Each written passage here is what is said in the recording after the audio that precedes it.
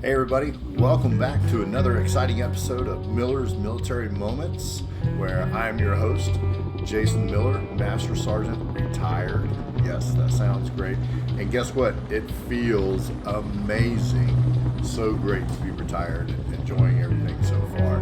So welcome to today's episode where it's all about washing the windows on my truck during a dust storm in Iraq in early 2004. The Army wouldn't make me do that, would they? Or leaders in the Army wouldn't make me do that, would they? Oh, they would, absolutely. So we're going to talk about that, and then we're going to talk about prepping to come home from Iraq after a 12-month deployment. There's a lot of stuff we've got to do to get our vehicles ready, to get our stuff ready, packing up, and then it's a long drive home. So that's going to be most of today's episode.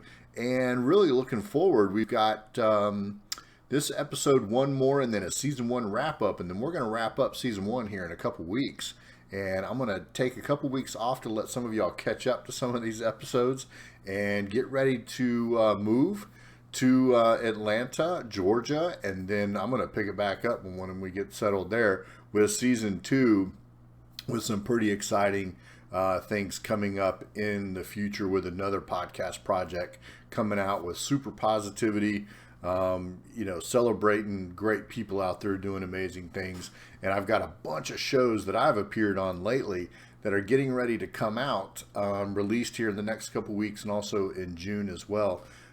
So I'll share those with you too when they are published. So just a pretty cool, great opportunity for me to continue to share my story out there. So a lot of exciting things going on with Miller's Military Moments. And so also I want to do a really big shout out, and I apologize for the delay in this shout out, but hey, JJ Shot and Arthur, you have, and Jav of the Decent Take Show, you all have donated money to me through Buy Me a Coffee. And listen, I can't thank you enough. I, really appreciate the fact that you've given money to support what I'm doing here. And it's going to go towards a new computer, a laptop, and a new camera, and also some more technical equipment, plus a website overhaul by somebody that's going to help me out. I already have her picked out, and she's really awesome. So, but listen, I know that you can spend your money many other places, and you may not have a lot of extra, but the fact that you decided to give some to me, I greatly appreciate it, and thank you so much. And I owed you that shout out, and it's a little bit late, but here it is. So thank you all so much for donating that money. And if anybody else, hey, if you want to contribute and donate to Miller's Military Moments, and it's going to go for the new equipment, like I said, and also continue to help me produce great content for you all, you can go to buymeacoffee.com/JAY Miller, but you can also go to my website, millersmilitarymoments.com, and you can find the link at the top right of the page, and you can click on Buy Me a Coffee, and you can do it that way. So some pretty exciting things. Don't feel like you have to contribute, but if you do, hey, I appreciate it. It's really, I feel honored and privileged, and I will put it to good use. So thank you all very much. I appreciate that. Also, I received a bunch of new comments and really feedback and support this week from some people that I served with, and some people that I haven't, that they do mean a lot to me, and it means a lot to me to hear their support, and they're telling me that I'm doing a good thing by sharing my story, and they appreciate it. And so thank you all for those comments, and so keep them coming. It's good to get feedback to let you all know what if I'm on the right track, doing the right thing, if you like my stories, if you don't, what you want to hear, what you don't want to hear. So thank you all for the feedback. And if you want to leave a review on Apple iTunes, on the podcast review, that would be great, and I would appreciate that too. It does help, with visibility a little bit, with more reviews and ratings. But really, the most important thing for me is, if you really like my show, to share it with your friends and family. And I know, again, podcasts, look, I'm asking for your time, and time is precious. I get it. Everybody's busy with their lives, and I get your lives are absolutely important. My podcast is no more important than your life. But if you have some time to spare and enjoy the show. And if you have some other people that would really enjoy the show, or you think would be, great to hear the insight, from my time in the Army, please share it with your friends and family. And, you can watch it on YouTube, or you can just listen to the audio podcast, on podcast listening apps too. So, yeah. So definitely share it with your friends and family, and, let them know about what's going on over here at Miller's Military Moment. So, but yeah, all right. So let's jump into the show. So if you are watching on YouTube, you can see the background picture is a huge, well, it's orange. It looks orange, and you can barely see the tent and some vehicles. It's basically when the dust storm has already come through and it's got that orange tint, and that's what it really looks like after it comes through. And it stays like that for really probably a couple of days at most, depending on the winds and the weather, but it just will kind of hang there, and it's awful. You can't see very far. It gets into everything that you can imagine. I mean, it just feels like it's in your teeth, in your clothes. Your clothes are just like crunchy and stiff anyway, and it's just it's an awful feeling, and I hate it. But we have to deal with it, and that's definitely one of the things. So if you're watching on YouTube, you can see it there, but if you're not, I will add them to the show notes that are also on my website, millersmilitarymoments.com, and you can see all these pictures too, because there's a really great slideshow showing today behind me as well. A whole bunch of pictures from a couple of convoys some of our aviation guys went on in 03 and early 04, and then some of the dust storm pictures so that you can see what it really looks like. And then there's one in there that is the dust storm as it's coming in, and they let me look this up again. I looked it up earlier and I should have written it down, what it's called, the dust storm. I can't believe I just forgot. Haboob. It's called a haboob. So it's great having the internet right here next to me, right? Google it. So I did.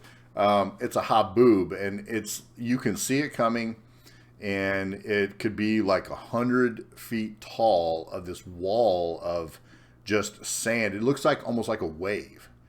So when you see in the ocean a wave coming at you, well, it looks like that, but it's like 100 feet tall, just barreling down on you. So right there's a picture of it if you're watching on YouTube. There it is right there. Heck, that's probably a couple hundred feet, few hundred feet high. And so there's one story in actually 06 where I got caught in one. I was going from my hooch where I slept. That's what we call it, our hooch or chew or, whatever, to the airfield. And I looked back and I saw it coming, but I thought, oh man, okay, I can make it. And I was walking, and well, I didn't make it. And I got like halfway there, and as it's barreling down on you, it's pretty high winds when the wall first hits you. It's like a front. If you've ever, felt like a weather front come through. And so at that point I start running, and there's a little old abandoned guard shack where there's this gate that had been locked, so they didn't need the guard shack anymore. I essentially dove into that thing for cover, and the whole, front of the dust storm just barrels through, wind and sand and just debris everywhere. But that part goes away in a few minutes. It doesn't last too long. So you can see the picture in the slideshow of that. And but look, if you see that thing coming, look, just stay inside. Just stay where you are. Don't try to outrun it. Just stay where you are, and then you can come out afterwards and get where you need to go. But it just, yeah, man, sand is just everywhere, and it's awful. Like, it is just, it's hard to explain, and hopefully I'm doing it justice, when I tell you it's in your clothes and it gets in your teeth. And if you have ever had sand in your teeth from playing out in a dirt field, or even sand at the beach, and it's just gritty and it's awful, and you are uncomfortable, and then it's hard to function. You know, it's just another thing to add on to the challenges of working over there in the desert. So, well, let's get into the Army. You know, people in the Army make us do some silly things sometimes, and just because that's the rule. So, well, so we have all of our trucks, you know, and we've talked about that before. We have all of our trucks that we use to drive up there, and that's one of the reasons I have the pictures going today, so you can see some of our trucks. And so we have to, you know, maintain them. Obviously, that's a good thing, because not only are we driving them while we're there, but when we get ready to leave, which is part of this show, we've got to drive them back down to Kuwait, another 580 miles, and put them on the ship to come home. So they've got to be in good shape. So we do this thing, it's called PMCS. It's a preventive maintenance checks and services. Really, look, we look at it every week, and we do a little bit more than kick the tires and crank it up to make sure it's good to go. You know, we do check the fluids. You know, we check everything to make sure it's mission ready, right? Like it can go do its job. Well, one of the things, you know, that you're supposed to do, which is also good, is wash the windows. Wash the windows, you know, wash the mirrors and stuff. Like, look, like part of the thing too is, you know, which I've discussed a couple weeks ago about, you know, being on the downed aircraft recovery team is, you know, well, obviously we don't know when it's going to happen. And so our trucks need to be ready to go. You don't want to have to go out there and prep it to go when you need to really go. So it is a good thing. And I'm definitely not saying washing the windows is a bad thing, but sometimes we don't have, or we don't use common sense in the Army.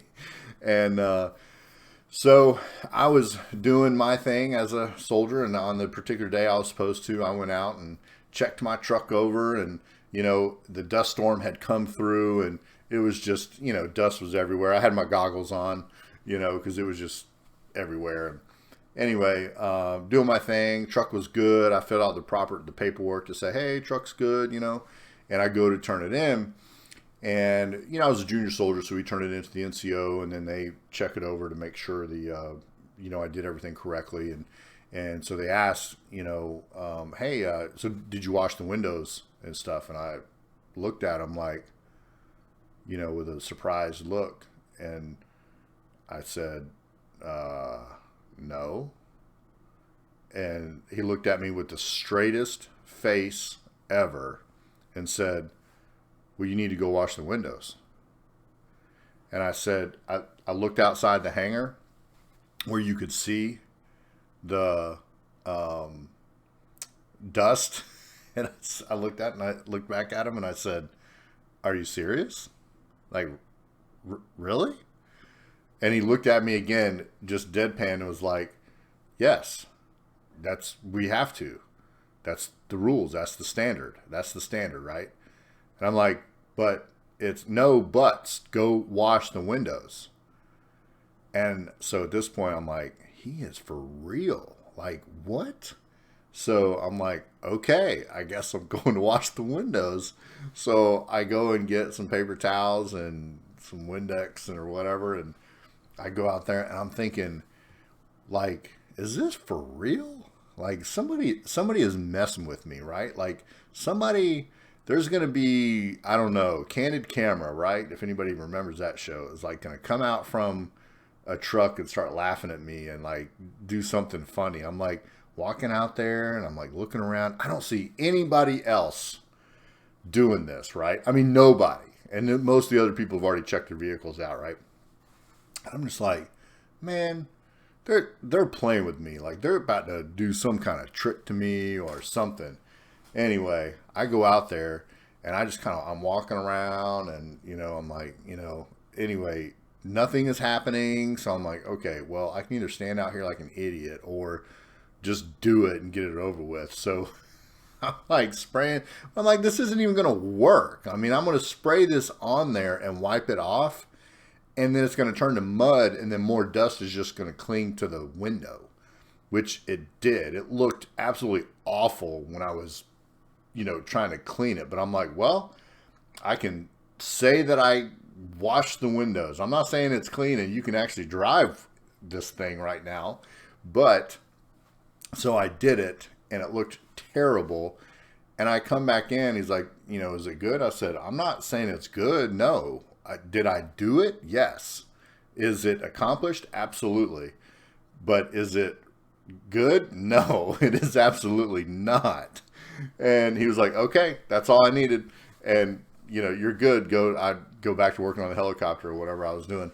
And it was just like, it was one of those moments where you realize sometimes it's not the outcome of the event versus just doing the event.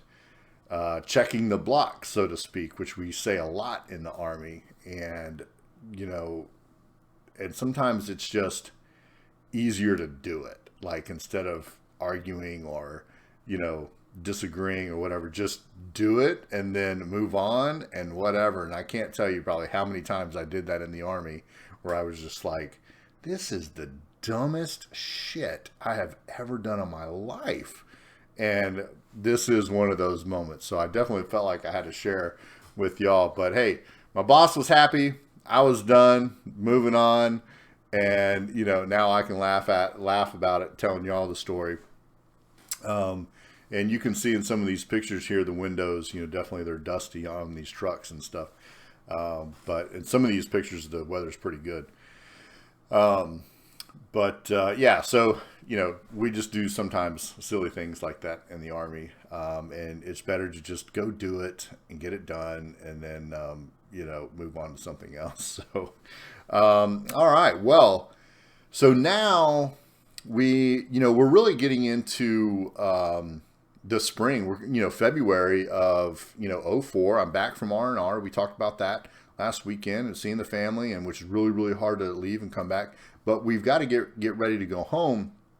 And the few things that are really important at this point. So we've talked about we've got to drive all these vehicles back to Kuwait, which is 580 miles. Well, in early 04, IEDs, improvised explosive devices, roadside bombs, whatever you want to call them, are now becoming a thing. And if you remember, if you've listened to any of my previous shows, or if you were there with me, that we didn't have armored vehicles. So we didn't have MRAPs. We didn't have anything like that. And in these pictures, you can see that they're just soft-sided vehicles. I mean, if a roadside bomb hits any of these trucks that we're in, we're most likely dead. I mean, that's just the way it is. So, but we have to go. And so one of the things, well, we did a couple things. A few things, actually, to kind of prep our vehicles. And one of them was we had these Kevlar blankets that we got a hold of that we started to put inside the cabs on our seats where we would sit, and then down, below us and below our feet up to the edge of the pedals. So there would be some protection, from a blast from below. So we put that in some of the vehicles. We, as an aviation unit, we had access to the Apache ammo cans. So 30 millimeter is the size of the, their gun that they have on the underneath the nose of the aircraft. So we had those ammo cans, which are pretty big. We had a bunch of those that we took and put sand in and put them like on the floor of the bed of a truck if it had soldiers in it, and on the sides in order to try to protect, from any blast from below or from the sides that way. The other thing we did, and this is where I think about the A-Team, that show. And if you've ever seen that show, and I know I'm aging myself a little bit here, but Mr. T, in this show back then, whenever they would go on a mission and they're getting ready to, go attack somebody or do something, they get into this mode of reconfiguring or remaking some cool vehicle, and they add all this stuff to it. Well, we kind of did the same. And in our unit, so in our maintenance company that we have welders in there and machinists. And there was this, which was kind of lucky for us. So we had got a hold of, I don't know who did, somebody brought it to us. So we have this thick probably, maybe half inch, maybe it was an inch. I don't know, but it was steel or iron or something. It might have been steel, but it was thick, right? So, and so we had our welders and our machinists cut it to like the size of doors. So we would put it on the outside of the doors of the trucks. And then we put it like as a little visor across the hood in front of the windshield, pieces like that. And then we had so much extra like hardware, aviation hardware, which look, you shouldn't be using this stuff for that. This is like, highly technical specific pieces, that go on equipment. So this isn't your nuts and bolts you get at Lowe's or Home Depot, right? But hey, we got to do what we got to do at this point. So we, use this hardware and we're drilling holes into the trucks and we're putting, these pieces of steel and doing all these things to the trucks. And then, to get ready to try to give us some protection. Well, the other thing that you got to think about, and I don't know that I thought about it. I don't think I did. Hopefully somebody else did. But I mean, the end result was we made it okay. But the weight, all that weight that stuff adds, to the truck, can create a lot of problems when you're driving. And then now it's a lot heavier. The engine is going to be working a lot harder. March wasn't too bad for heat, but it still, can get a little warm. So, that can be an issue too. And then another challenge that we were facing were people in vehicles, potentially getting inside of our convoy in between our vehicles and, detonating a car bomb, or a suicide bomb or something like that. So, also all that added weight meant, we weren't as nimble. We couldn't move, as quickly out of the way. So it was another challenge, that we had to kind of mentally prepare for. You're kind of in a tough situation as far as like, how much protection do you want versus do you need speed and agility? But so I think we really opted for, the most protection that we could. And, again, hey, 580 miles. And I think, I want to say we did it in 2 days. I think we drove like really long time one day and we spent the night at a secure fob down south. And then I think we made the move. Then the next day we made it to Kuwait. I could be wrong, but I think it was something like that. And so for me, I had to drive, remember stories ago, I talked about how I got, my license, and that was one of the things I needed to do to be promotable. And, my platoon sergeant said, hey, you got to go get your license, So I was trained on all of our vehicles. So I drove we called it the bobtail. It kind of looks like an 18-wheeler truck, and then trailers can hook up to it and then you can pull the trailers and stuff. So I drove that with a flatbed trailer. It's called a low boy, but it's not quite flat. But anyway, so that we can get our crane, our mobile crane that's on wheels. We call it a scamp, but it's a mobile crane, and we pulled a crane on it and put it on the trailer and chained it all down. So I had to drive that back. So you can imagine, with that, long of a vehicle and that much weight on there. Look, I wasn't going fast anyway. I'm definitely not able to really avoid anything or, get out of the way quickly. So it's kind of like, as I'm driving, if I need to quickly avoid something, I'll try. But if I move too fast, I could easily probably roll it over. So we've got to be real careful with that. And, so here we go. We load everything up, and that was always interesting too. So we did leave all of our tents there, which was another interesting thing because so there's a lot of things that you can't bring back once you've been in an environment like that, and it's I think it's USDA agriculture reasons, and so there's microorganisms, there's all kinds of things that are not native to our country that if we bring them back, it could cause a lot of biological problems in our country. So the tents were so like absorbed and out in the air and all that stuff with the sand for so long that somebody determined we're just not going to bring them. We're going to leave them for the next unit. I don't think they lived in them. I think they ended up tearing them down and maybe burning them. I don't know. Maybe one of the infamous burn pits there. And because I think they eventually, the next rotation actually started living in buildings that they were the Connex buildings that we called chews and hooches. So we left that, but then we really just had to bring back, all of our main equipment, all of our trucks and, the Scamp and then the aviation ground power units and, tool rooms and parts vans and stuff like that. So, we still had a lot of equipment to bring back and, so I had to drive the truck with the Scamp on the back and, so here we go and it's time to hit the road. And so we do, obviously we're excited, right? We're excited to get to go home. We've been gone a year, like with a little break, with a little R&R there.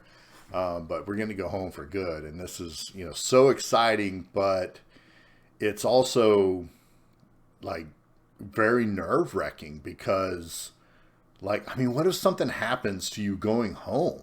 Like, come on, I'm this close. Like all of us are this close to getting home. Like, please, like at this point, just let us go home, And so there's definitely those thoughts going through your mind. Like, you don't want to be the one that gets hit by a sniper or, a vehicle, bomb goes off or a suicide bomber. Like, come on, like, just, let me get home. I'm not going to shoot you. Don't shoot me, please. So a little bit of stress, of going through that. And, somebody had told me, and I don't know how true this is, that somebody had told me that there were some small arms fire at one point when we were driving, and it was behind my vehicle. It was almost like they were shooting at my vehicle, but I didn't hear it or see it, so didn't bother me any. But they were kind of far away, and obviously we were moving, so they couldn't really hit us, but they saw the dirt marks, popping up. But other than that, I didn't hear of anything, anybody having any issues. There was a couple of vehicles that got close, and I think, they were warned off and got out of our way. And, but so we made it to the first place pretty tired, and we slept for a few hours, and we got going early that next morning. And, man, when we got to Kuwait and we crossed the border, there was like you had to go through like a kind of a checkpoint or a gate or whatever, but it was so like euphoric. Like, I mean, it really was. We were so excited and so relieved, like, oh my gosh, we're here. I mean, there's still some dangers and stuff in Kuwait, but it's obviously not like Iraq. And then, you're just one step closer to getting home. And it was that feeling of like relief, excitement, all that being tired and hot and, all that just kind of seemed to go away. I know some people, lit up some cigars. I actually have one that somebody gave me. And we had two because, yes, I smoked one with them, and then I still have it in a case. And still today, I don't know. I'm sure it's no good. I think cigars have to be, preserved or whatever. I'm not a cigar aficionado, so I don't know. But anyway, I have it, and it's kind of a keepsake thing, and it definitely was that, relief and, oh my gosh, 12 months, it's, so many things have happened back at home. Look, we've all changed. I mean, we have all changed. We've been through some traumatic situations. We've done some things that we never thought we'd have to do. And, being gone for that long is just honestly one of the hardest things I've ever had to do in my life. And, so personally, I missed, my son is walking, he's talking. So I've missed his first words, his first steps. I've missed so many firsts. with my son. And really, come to find out, I had no idea at the time, but I was going to miss a whole lot more, moving forward. I mean, so, I'm not even 3 years into my 6-year contract, and, shoot, I mean, we're kind of thinking at this point, man, I don't even know if I'm going to stay in, go back to teaching. I mean, I don't know. So there's, all those things, I mean, are going through your mind when you've made it back to Kuwait, and you're just, so relieved, and it's that emotion and all that stuff, the weight's being lifted off your shoulders, but you do start to kind of think about like what's changed at home and what's changed in you. How are you as a person?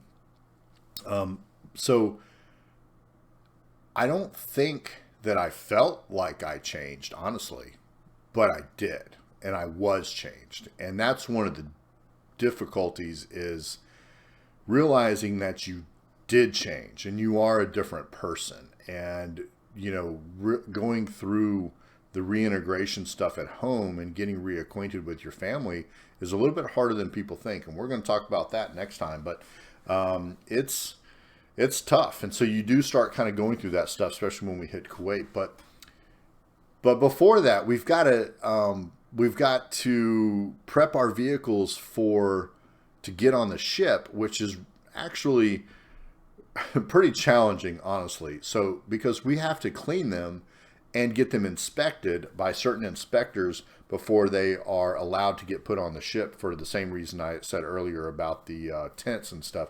So you have to get all the dirt and stuff off of them. There can't be, any kind of dirt, stuff left from that country on there.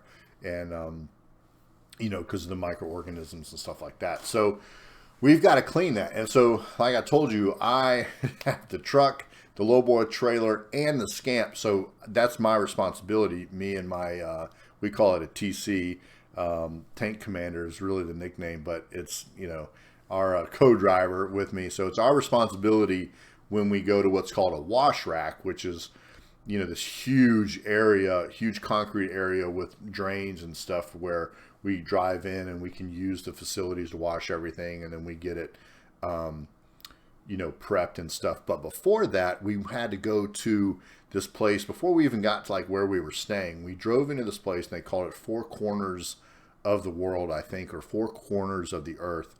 And so you had to download like all your extra stuff. So for example, all the MREs, all the extra water you had to take that off and like put it in piles, because they were using that to go redistribute it to other units and stuff that were moving up.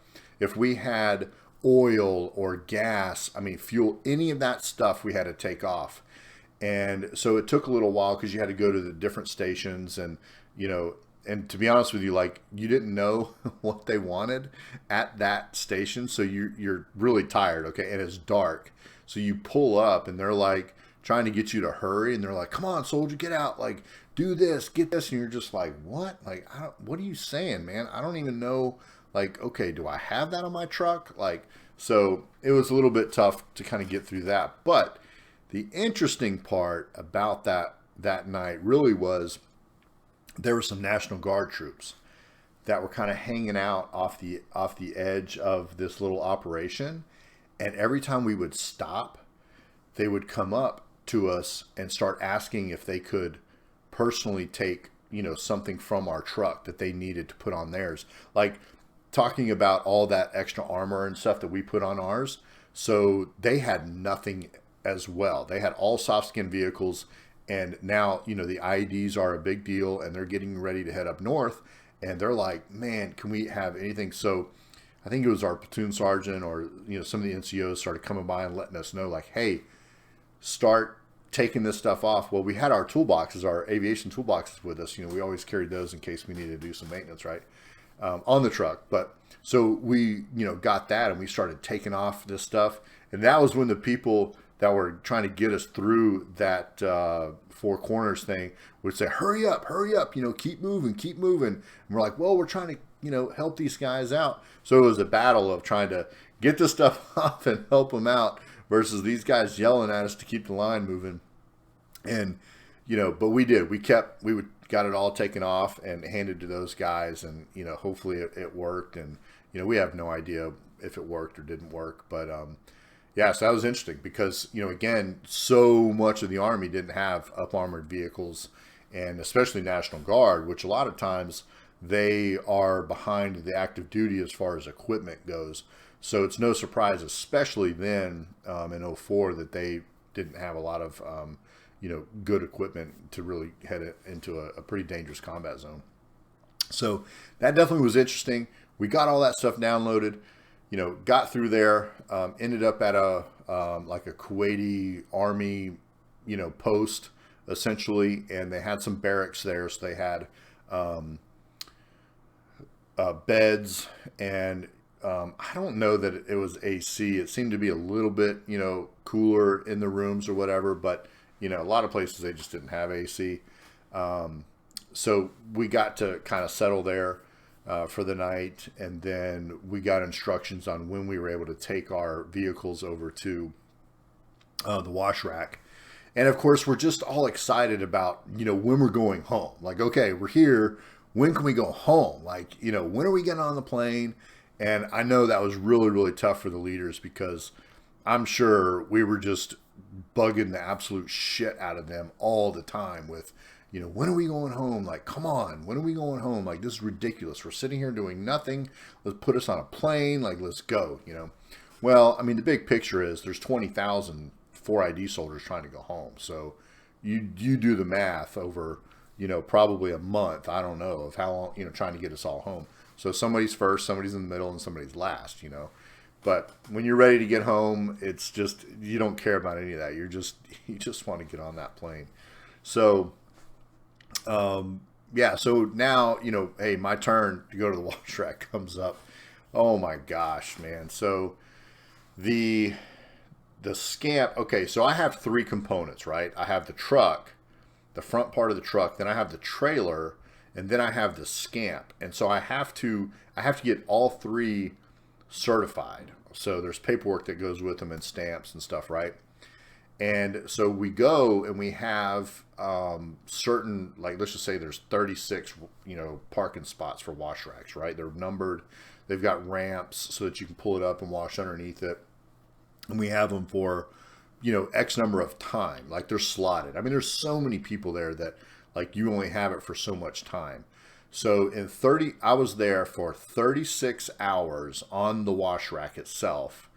And I had to move twice. So meaning I came in the first time, 12 hours, I didn't get them passed.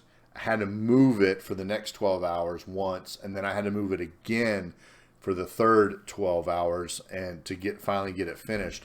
So the scamp, like, that thing, listen, it leaks like everywhere. I mean, it's just, oil, hydraulic fluid. I mean, it's just, so you can imagine, and there's grease all in it too, because, to keep it all the parts moving.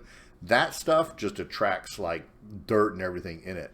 So these inspectors are just really good, right? They know where to go stick their fingers to go find, some spot that I missed. So they don't even look at the whole thing. They just walk over and go, reach up underneath this thing, go, yep, it's still dirty. You got grease there, and it's got all kinds of sand in it. I'm like, oh my gosh. Like, are you kidding me right now? Like, man, and, after so many hours, like, you just get to the point where, like, you get so defeated and you're just like, I'm never getting home. Like, I'm never getting out of here.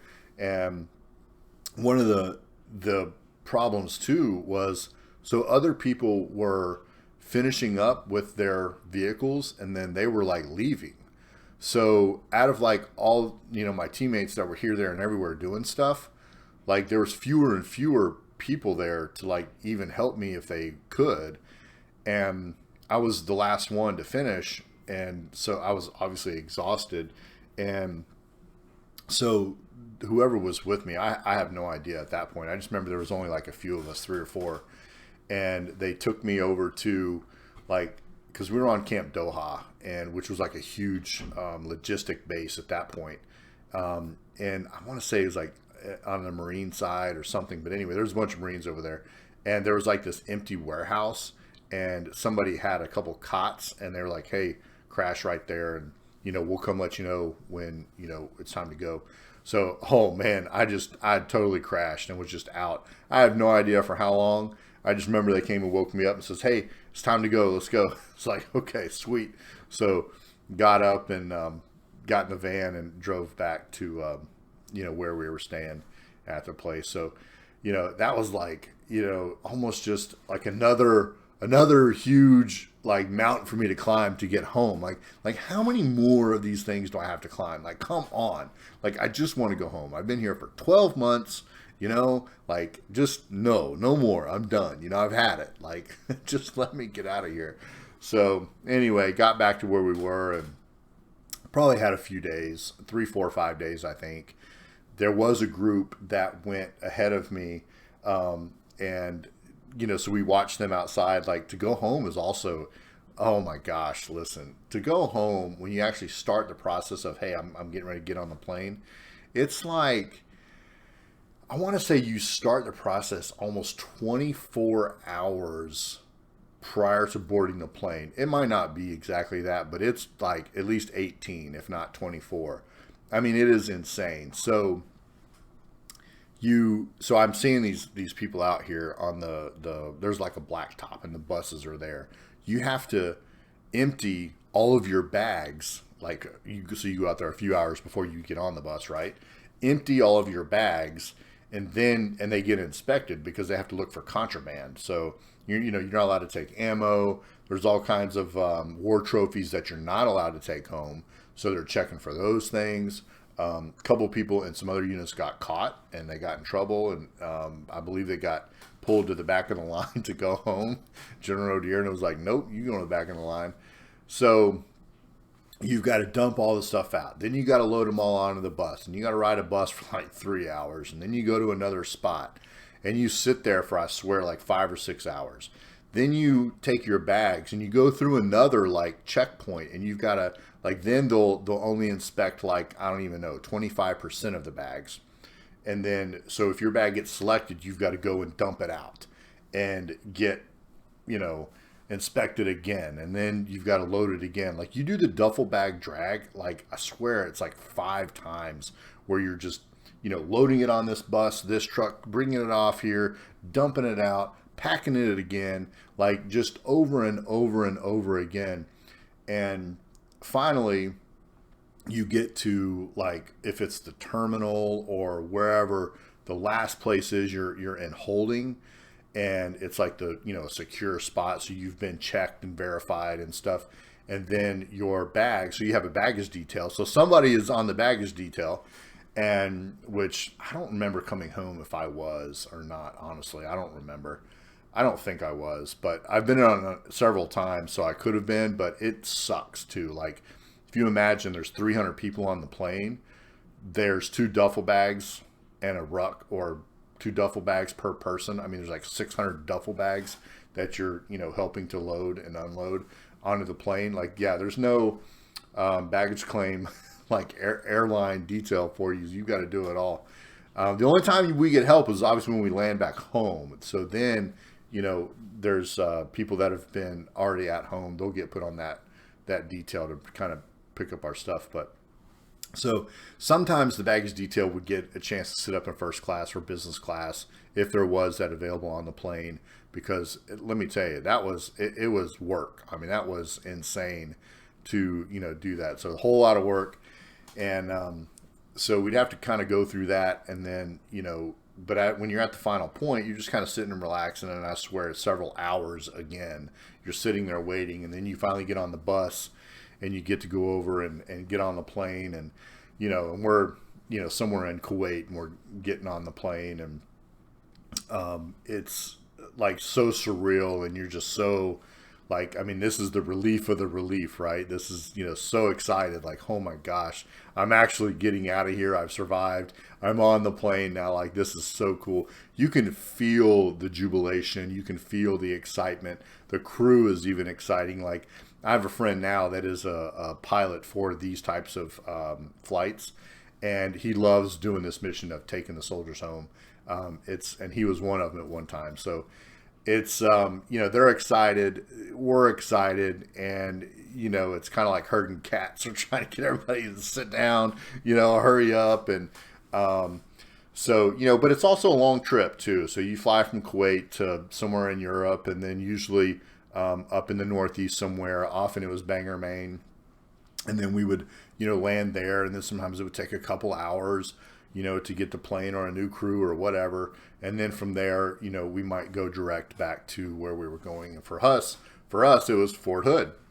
And, so you kind of get through all that. And one interesting thing for me that happened on the flight, which at the time I didn't pay a whole lot of attention to it, but looking back, as I went through a lot of my therapy, there was a couple instances, and this is one of them that I kind of remembered. I was like, oh man, that was kind of the start of some issues. So I was sleeping on the plane, pretty exhausted, right? And well, I had a pretty bad nightmare, and the tray was laid out, and I was kind of laying on it, and I had taken my fist and like slammed it, really hard, and kind of woke up, but I was like really kind of out of it. And then, the people that were like next to me were like, hey, wake up. Like, are you okay? Like, what was that? And they were all like, and I'm just like, what are you talking about? Like, I don't know. And it didn't happen again, but so I was just like, I don't know, bad dream, right? I mean, just, it just happened. And, but that was the kind of start of some of my nightmares and, the beginning of it. But I didn't really know it at the time and didn't recognize it until much later. So that happened. And, so finally we land at Fort Hood, and, this is a little bit of a continuation of a previous story when we talk about the hug lady. So this hug lady, she gave me a hug when I got on the plane and left when I deployed a year previous to this. And now she's there again. She hugs every soldier that comes through there. And it's pretty exciting. It's really cool. This little old lady gives you a hug and just thanks you, for your service and coming home. And she's so glad that you made it home. And so she gives us the hug, and we get, a couple of drinks and snacks, and we get on the bus, and then, they tell us how it's all going to go. And, really it's, so we get on this bus, we go, the families have been notified. They know we're coming home. They are ready. I think it's at night sometime, but I do know that it's dark, but I don't know if it's like late or whatever. But anyway, all the families are there, and this is in a gym. So we are outside. They put us in a formation, and they say, okay, they've got music going on in there. It's like a party. It's like this huge pep rally, right? And, so they put us in the formation, and they said, we're gonna jog in formation in there, and we're gonna form up here, and there's gonna be some words, and somebody's gonna talk, and all I'm hearing honestly at this point is wah wah wah wah wah wah wah wah. Like, I don't, just look, I know my family's in there. Like, let's go. Let me see my family. Like, I don't even care what you're saying anymore. So anyway, they just say it's time to go. We start jogging in there, and it is, yes, like this huge just eruption when we come in there of, the family members, but, it's almost like fans, right? I mean, they were our fans. They're our family members, and, exciting music.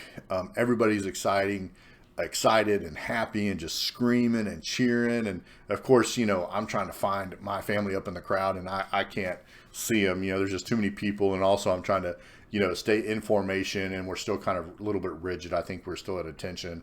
And then, so they start talking a little bit, and I get emotional at this point, and I'm they start talking about some of our accomplishments. We're home, we're doing this. It didn't take too long, but probably a couple minutes maybe. But starting to get choked up, emotional. It's definitely just all that weight and stress and everything just really lifting off of me, and just oh my gosh, like this is just amazing. And so when they release you, it's like mad chaos. What you really hope for is that your family has seen you in the formation, and they can kind of keep their eye on you and watch you as you're released to kind of come find you. And what we learned after all this one, and we would usually do is I would say still, and my family would come find me. This time, I was like meandering around, like looking, trying to, and you can't hear because everybody's screaming and stuff. They're screaming each other's names and all this stuff. So it's like mad chaos, but everybody's screaming, and then like people next to you, like, now they're hugging and they're crying, and you're like trying to find your family. And it's just, it's hard. And I swear it took like forever. It probably didn't take that long, but it felt like it took forever for me to find, my wife and son. And that hug, that embrace is one of the greatest feelings I feel like a human can have. Like it is coming home and having that human touch and that contact with those that you love and have missed for the first time. I know I did get to come home for R&R, but I had to come back, and then but I'm home now, like for good, and until the next time. But that embrace is so comforting, so powerful, and the love, the energy that you can feel from your family is amazing. And it is something that I will never forget. I mean, and the other times I deployed, it wasn't any less. It wasn't any less the more times I did this. It was still incredible to embrace them, to hug them, to touch them, and have that human contact, and to know that I'm home and I'm going to be with them for a while, and I made it. And I'll tell you, I cried. My wife cried. I don't think my son did. He's 18 months old. He was kind of like, who are you? Strange guy. Which I'm going to talk a little bit about that next week. But so that moment is just like, almost, if I could capture those emotions and that feeling and bottle it, like I would. And if I need, like, and then needed to get some of it when I was feeling down or something, like, that's how powerful it is, and how amazing it was to be home and hug my wife and son. It was just incredible, and I was so just blessed, and felt just so happy, and so thankful that I was home and in one piece, and able to start to figure things out. So it was incredible. It really was a long time, a long path, a lot of obstacles. 12-month deployment when we didn't know how long it was even going to be, and all of the things that really have led up to this part of the story, throughout the previous episodes. I mean, if you think about it's the huge relief, and, just, oh my gosh, I'm home. Like, it is so amazing and so incredible. And I was so thankful, and one of the most amazing moments in my life, to be home and to be with my family. And I know everybody else felt the same.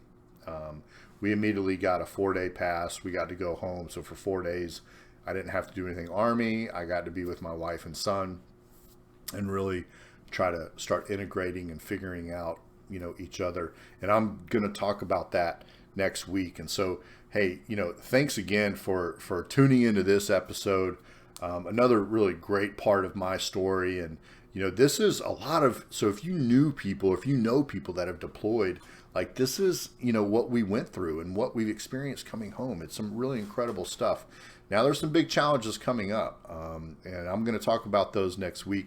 In the next episode, the next weekly episode anyway, really I'm going to talk about the reintegration, coming home, dealing with what is my role at home in the house, figuring out that I've changed. I'll talk a little bit about intimacy and, the challenges of that. I mean, communication, honeymoon period, which is real, integrating back with my son, he's 18. I want to hug him and hold him and go play and do all these things. And he says, whoa, who are you?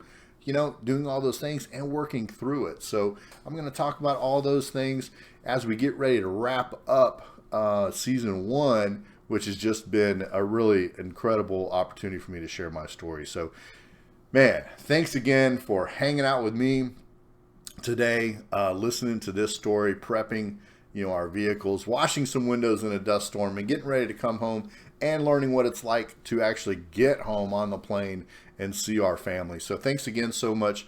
Keep the reviews coming. Keep the feedback coming.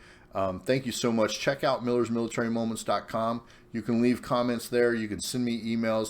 You can check on all the links. Twitter. I'm pretty active on Twitter. And then also check out the show notes if you are looking for the pictures. I'm going to post all the pictures of from this episode on the show notes. So check those out because there's some pretty interesting photos and you can see the dust storm. So check all that out.